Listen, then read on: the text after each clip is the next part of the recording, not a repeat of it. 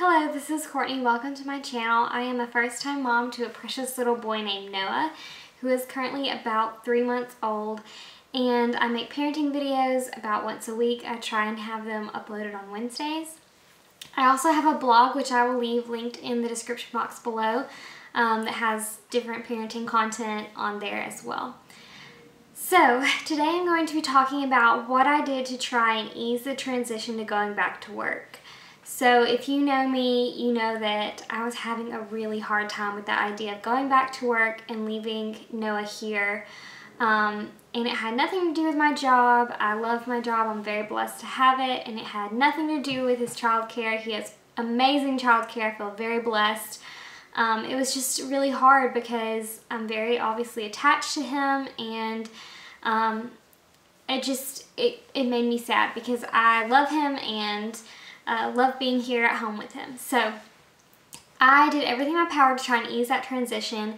I have a whole nother blog post about just my emotional, I guess the emotional aspect of that and how I felt about it and how I ended up dealing with all those feelings. So if you want to check that out, like I said, it'll be on our blog, which is linked below. But today I'm going to be talking about just the practical things that I did to make it as smooth as possible. And I have to say that even as worried and afraid and everything as I was, it actually did go as smoothly as I think it possibly could have. So from the first day of maternity leave, I knew that I would be going back to work full-time. I'm a nurse. I work 3 12-hour shifts a week. And so that is what I was preparing to go back into after maternity leave. So I did I'm going to break this into sections of how prepared. So the first thing I prepared was Noah. So like when he was first born, he did not sleep at all. And I knew that with me going back to work that we had to do something, because I couldn't be up with him every hour and a half at night and then have to work, 12 to 13 hours the next day. That was just not possible. So I got Noah on a schedule. There are several benefits to that. For me, I felt like it was something that made it easier for other people to take care of him, especially with bottle feeding. Something that was just very clear, something that was dependable for him, and then also just something that gave him a good nap routine during the day and a good sleep routine at night. So I have a whole nother blog post about how we got him to sleep and all about that, and I think I have a video on that as well. So the first thing I did was get Noah sleeping, and Noah sleeps really well at night. He usually only wakes up once from 7 p.m. to 7 a.m. And so to me that was very doable. There's a lot of different things you can do to try and get your babies to sleep at night. One of the most obvious is just helping them differentiate between night and day. But I'm not going to go into all that. That's just the first thing I did, was try and get him where he was sleeping well at night. The second thing that we did was get him taking a bottle. So when Noah was very little, we introduced him to a bottle. It went extremely well. I was not concerned about it at all. And the mistake that I think I made was that we did not give him bottles consistently, because Noah didn't prefer to take a bottle. I didn't prefer to pump while he was given a bottle, and my husband did not really enjoy giving him a bottle. So we all just would rather me nurse him, and that was so much easier. Which meant that he did not take bottles consistently. And so like a week before I went back to work, my husband was giving him a bottle and he just refused it. All of a sudden, sudden bottle rejection out of nowhere.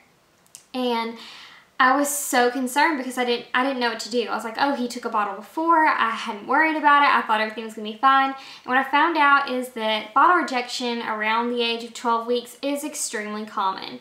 And so we ended up looking into a lot of things that you can do. So the tips that I'm going to give you are, if you're going through this, don't just go trying 1,000 different bottles, because you can actually confuse the baby worse if you're constantly switching their bottle. I know that's your instinct reaction is, oh, just grab a different bottle.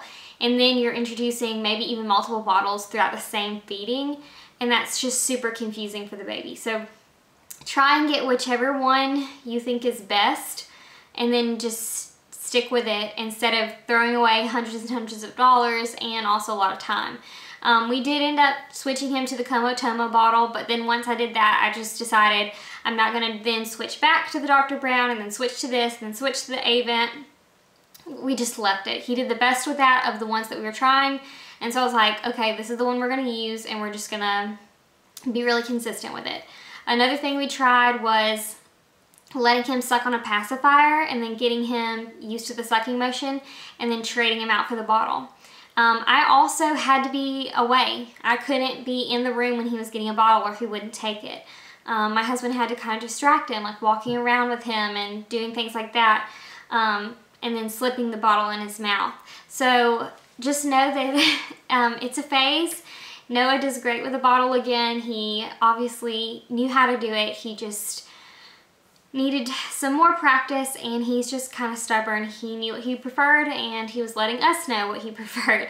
So if you go through bottle rejection, you can make it through it. So we got Noah sleeping, we got him taking a bottle, we got him on a schedule that someone else could follow, and then we established childcare. So I would recommend establishing childcare way before your baby is born because they fill up really, really quickly.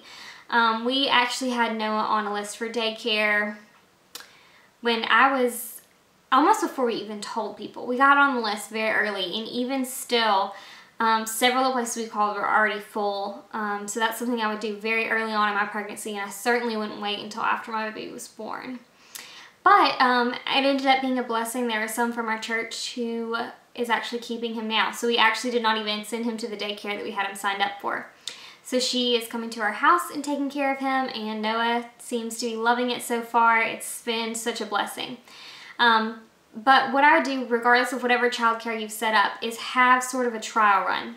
So if you have someone coming to your house, go over the routine with them, maybe have them come for a day and kind of get used to the baby and the baby get used to them. So that's one thing that we did, and it made me feel so much better. Just seeing them together and knowing that Noah really liked her and was able to get comfortable with her before he had to stay a whole day away from me. I think that's really important for your baby to get used to new people with you still there. I think that's great. If you have childcare, then and you're taking your baby somewhere, see how long it takes you to pack up their stuff, to get them to the daycare in that morning, especially if you have to go to work afterwards. You don't want to be late your first day. So I would do a trial run of whatever childcare you have set up, just so you have in your idea how it's actually going to work. And then my husband keeps Noah in the evenings and on the weekends when I work. So my husband had some practice runs where he did Noah's evening and nighttime and bath time routine by himself, and he put Noah down for naps and all those good things. So just for your sanity and for the sanity of whoever else it is, to help it go smoothly, let there be some trial runs so it's not something completely new when you have so many other new things going on. So let me look at my list. I think that may be everything. There is one more thing I was going to mention. So I didn't know at first how much milk to leave Noah with when I was going to work. So we went to like a lactation group and did a weighted feed. So I had a better estimate of how much milk I needed to leave for each feeding. And I needed to leave about 4 ounces for each feeding. And so I have his bottles ready. They're in this little container, and like it goes around in a circle, and you can pull from the front, and then the next bottle, like it'll go around like that. So I felt like having like what I knew he needed to have as far as bottles, like how much, and then having them already ready in the fridge. So all you have to do is take the bottle, warm it up, and then it's ready to go. So having all the instructions already laid out and having your milk already ready, I think is very beneficial. And I had his bottles washed and sterilized. Everything as ready as I can. Let's see. I also froze a bunch of milk. I have a big freezer supply.